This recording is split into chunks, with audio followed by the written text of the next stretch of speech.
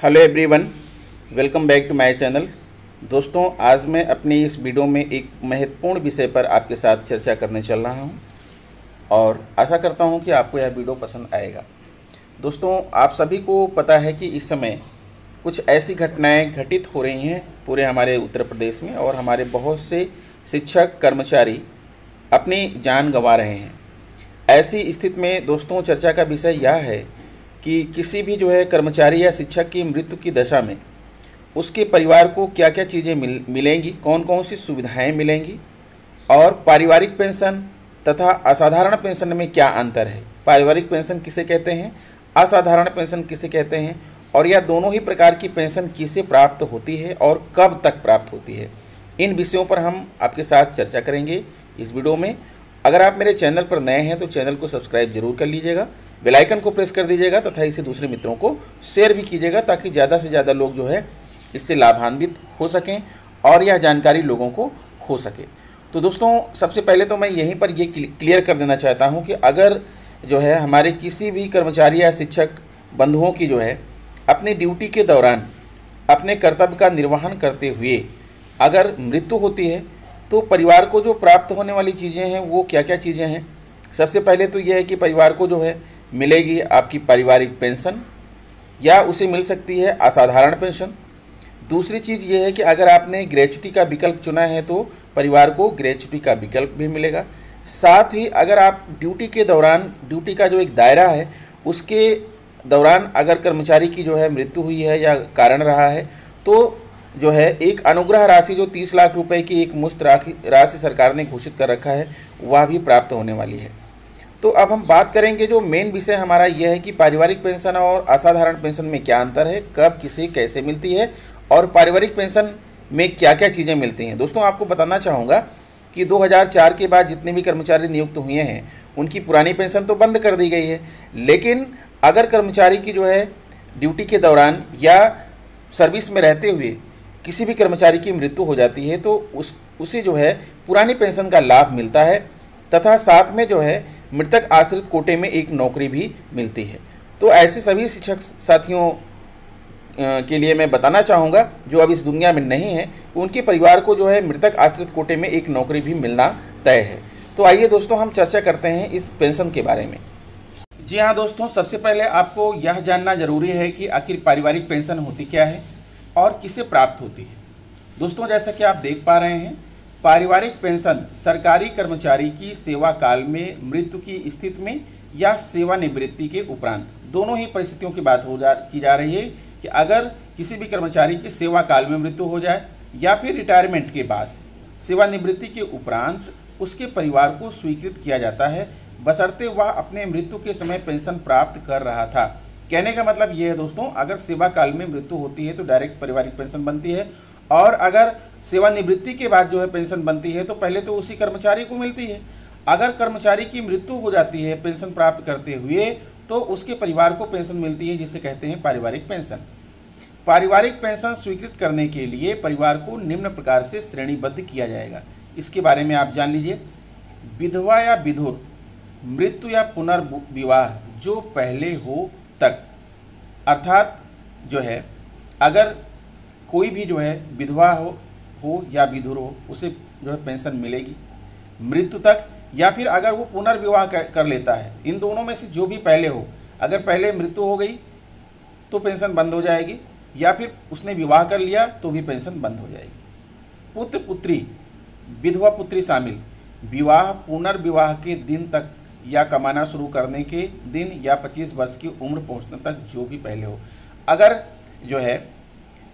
पुत्र या पुत्री को पेंशन प्राप्त हो रही है, अगर विधवा या विधुर नहीं है तो पुत्र की उम्र जब तक 25 साल का पुत्र नहीं हो जाएगा उसे पेंशन मिलेगी, या विधवा पुत्री भी है उसे भी मिलेगी।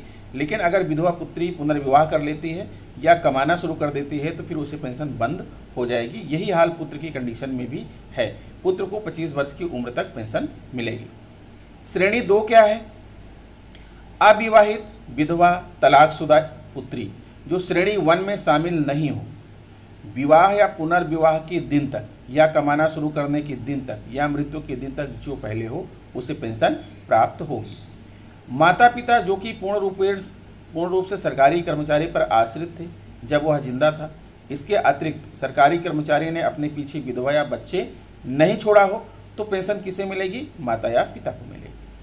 माता पिता, अविवाहित, तलाकशुदा विधवा पुत्रियों को पारिवारिक पेंशन मृत्यु के दिन तक जारी रहेगी। ठीक है, इन माता पिता को या अविवाहित या तलाकशुदा विधवा पुत्रियों को पारिवारिक पेंशन उनकी जो है मृत्यु के दिन तक जारी रहेगी अगर वो पुनर्विवाह नहीं करते तो।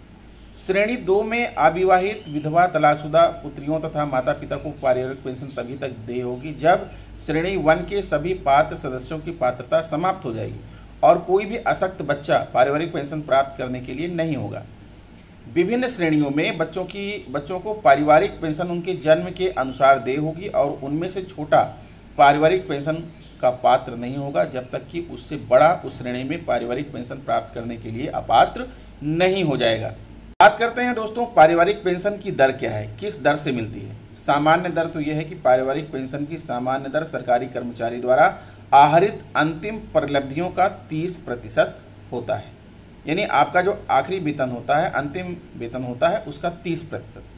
बढ़ी हुई दर, यदि कर्मचारी की मृत्यु 7 साल की निरंतर सेवा के उपरांत हो जाता है तो उक्त कर्मचारी को दिया जाने वाले पारिवारिक पेंशन की दर उसके द्वारा प्राप्त अंतिम परिलब्धियों का 50% होता है, यानी वेतन का 50%। इस प्रकार स्वीकार राशि कर्मचारी की मृत्यु की तिथि के अगले दिन से 7 वर्ष की अवधि या मृत कर्मचारी के 67 वर्ष की उम्र पूर्ण करने की तिथि जो भी कम हो तक भुगतान योग्य होती है। पारिवारिक पेंशन सरकारी कार्मिक की मृत्यु की तिथि के अगले दिन से भुगतान योग्य हो जाती है तथा पारिवारिक पेंशन की बढ़ी हुई दर की समाप्ति के उपरांत दी जाने वाली पेंशन राशि सामान्य दर से ही दी जाएगी। कर्मचारी की सेवा काल के दौरान मृत्यु होने पर पारिवारिक पेंशन की बढ़ी हुई दर 10 वर्षों तक देय होगी। पारिवारिक पेंशन परिलब्धियों का निर्धारण। नई पारिवारिक पेंशन योजना 1964 के अधीन पारिवारिक पेंशन की गणना सरकारी कर्मचारी द्वारा अपनी सेवाकालीन मृत्यु तिथि के दिन अथवा सेवानिवृत्ति से पूर्व प्राप्त की गई परिलब्धियों के आधार पर की जाएगी, अर्थात उसका जो आखिरी वेतन होगा उसी पर गणना की जाएगी। परिलब्धियों का अभिप्राय क्या है? मूल वेतन, सरकारी कर्मचारी अपने सेवानिवृत्ति से ठीक पूर्व या अपनी मृत्यु की तारीख को प्राप्त कर रहा था। मूल वेतन में गतिरोध वेतन वृद्धि भी शामिल होगी। प्रैक्टिस बंदी भत्ता यदि कोई हो तो वो भी उसमें शामिल होगा। कुछ महत्वपूर्ण नोट हैं दोस्तों। यदि किसी सरकारी कर्मचारी की परिलब्धियों को दंड स्वरूप नहीं बल्कि अन्य कारणों से उसके सेवा काल के अंतिम 10 माह के दौरान कम कर दिया गया हो और मृत्यु सह सेवानिवृत्ति ग्रेच्युटी की गणना के उद्देश्य से किया गया है तो नई पारिवारिक पेंशन योजना 1964 के अधीन पारिवारिक पेंशन की गणना के लिए उसकी औसत परिलब्धियां वेतन रूप में मानी जाएंगी। विचित्र परिस्थितियों में पारिवारिक पेंशन के हकदार व्यक्ति कौन कौन से होते हैं? परिवार की परिभाषा के अधीन परिभाषित परिवार के सदस्यों के अतिरिक्त निम्नलिखित सदस्यों को भी पारिवारिक पेंशन योजना 1964 के अधीन पारिवारिक पेंशन देय है। विकलांग बच्चा, यदि सरकारी कर्मचारी के पुत्र या पुत्री किसी प्रकार की शारीरिक या मानसिक विकृति से पीड़ित हैं तो उसे जीवन यापन के लिए 25 वर्ष की उम्र पूरी होने के उपरांत जीवन पर्यंत पारिवारिक पेंशन दिया जाएगा। यह भुगतान केवल सिविल सेवा पेंशन नियम 1972 के नियम 54 के उपनियम के शर्तों के अधीन देय है। यह आदेश दिनांक 30/9/1974 से प्रभावी होंगे तथा उस सरकारी कर्मचारी के संदर्भ में लागू होंगे जिसकी मृत्यु 30/9/1974 को या उसके बाद हुई है।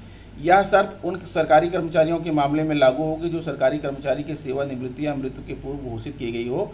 30/9/1974 से पहले या पूर्व सेवानिवृत्त मृत होने वाले सरकारी कर्मचारी के विकलांग बच्चे भी जीवन भर पारिवारिक पेंशन पाने के हकदार होंगे, किंतु उनके मामले में वित्तीय लाभ दिनांक 20/5/87 से प्रदान किया जाएगा तथा इस कारण कोई बकाया स्वीकार नहीं होगा। सरकारी कर्मचारी की सेवानिवृत्ति, सेवाकालीन मृत्यु की विकलांगता की उद्घोषणा की आवश्यकता विकलांग बच्चों के पारिवारिक पेंशन की स्वीकृति के बाबत एक पूर्व शर्त के रूप में दिनांक 19/2/90 के सरकारी आदेश के अधीन समाप्त कर दिया गया है। मरणोपरांत बच्चा, मृतक सरकारी कर्मचारी के मरणोपरांत होने वाले बच्चे को भी पारिवारिक पेंशन प्रदान किया जाएगा। सेवानिवृत्ति के उपरांत होने वाली पत्नी, पारिवारिक पेंशन 1964 के लाभ पेंशनर की मृत्यु की अगली तिथि से सेवानिवृत्ति के उपरांत होने वाली पत्नी को भी स्वीकार होगी। गुमशुदा कर्मचारी पेंशनर, यदि कोई कर्मचारी पेंशनर अपने परिवार को छोड़कर लापता हो जाता है तथा जिसके बारे में कोई जानकारी नहीं होती, ऐसे कर्मचारियों के परिवार के उपयुक्त सदस्य को प्रथम सूचना रिपोर्ट दर्ज होने के 6 महीने के बाद पारिवारिक पेंशन दिया जाता है। पारिवारिक पेंशन प्रथम सूचना रिपोर्ट दर्ज होने अथवा गायब कर्मचारी के अवकाश की समाप्ति जो भी पहले हो की तिथि से दिया जाएगा। धोखाधड़ी करने के उपरांत गायब हुए कर्मचारियों का पारिवारिक पेंशन। धोखाधड़ी करने के उपरांत गायब हुए कर्मचारियों के मामले में पारिवारिक पेंशन का भुगतान विधि के न्यायालय द्वारा सरकारी कर्मचारियों को दोष मुक्त किए जाने अथवा अनुशासनिक कार्यवाही के निष्कर्षों के बाद ही किया जाएगा। अमान्य विवाह से उत्पन्न बच्चे। अमान्य विवाह से पैदा हुए सरकारी कर्मचारियों के बच्चे हिंदू विवाह अधिनियम के मुताबिक पारिवारिक पेंशन के लिए उपयुक्त होंगे। ऐसे बच्चे पारिवारिक पेंशन में विधि मान्य पत्नी के साथ हिस्सेदार होंगे। तलाकशुदा पत्नी से उत्पन्न बच्चे। मृत सरकारी कर्मचारी या पेंशनर की जब विधवा हो किंतु तलाकशुदा पत्नी या पत्नियों से उत्पन्न बच्चे भी हों तो उपयुक्त बच्चे पारिवारिक पेंशन जो उसकी मां सरकारी कर्मचारी पेंशनर के मृत्यु के समय यदि वह तलाकशुदा नहीं रहती तो प्राप्त की होती में हिस्सेदार होंगे। अब दोस्तों बात करते हैं जो हमारा महत्वपूर्ण विषय है, असाधारण पेंशन किसे कहते हैं।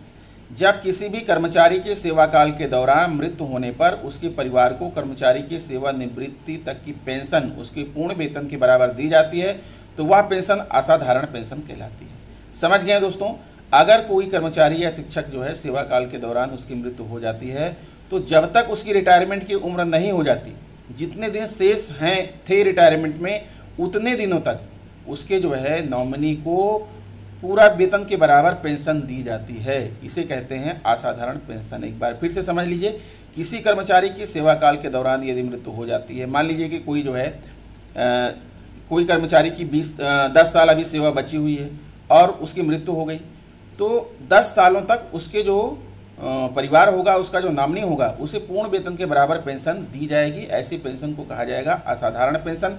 और ऐसी ही पेंशन की मांग कर रहा है हमारा संघ हमारे उन शिक्षक भाई बहनों और कर्मचारियों के लिए जिनकी जो है इस कोरोना काल में मृत्यु हुई है।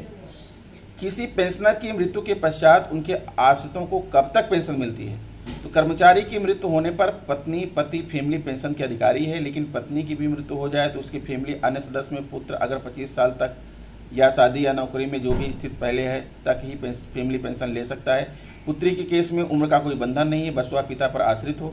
पुत्री का स्टेटस तलाकशुदा, अविवाहित और परित्यक्ता हो सकता है। पुत्र अगर मानसिक विकलांग यानी परमानेंट अपंगता है तो वह भी जीवन पर्यंत पेंशन का हकदार है। फैमिली पेंशन पहले पत्नी, उसके बाद स्थायी विकलांग बच्चा, फिर विधवा पुत्री को वरीयता अनुसार दी जाती है। फैमिली पेंशन देने का उद्देश्य क्या है? फैमिली पेंशन देने का उद्देश्य सरकारी कर्मचारी का कोई भी पारिवारिक सदस्य पैसे के अभाव में कष्ट ना उठाए, उसका सरकार पूरा ध्यान रखती है, बशर्ते उसकी आय फैमिली पेंशन के लिए निर्धारित आय से कम हो। तो दोस्तों ये रहा जो है आज उठाए गए प्रश्नों का जवाब और उनका हल। आशा करता हूं कि आपको वीडियो पसंद आया होगा। अगर वीडियो पसंद आया है तो प्लीज़ मेरे चैनल को सब्सक्राइब कर लीजिए, बेल आइकन को प्रेस कर दीजिए। मिलेंगे आपसे नेक्स्ट वीडियो में। नमस्कार।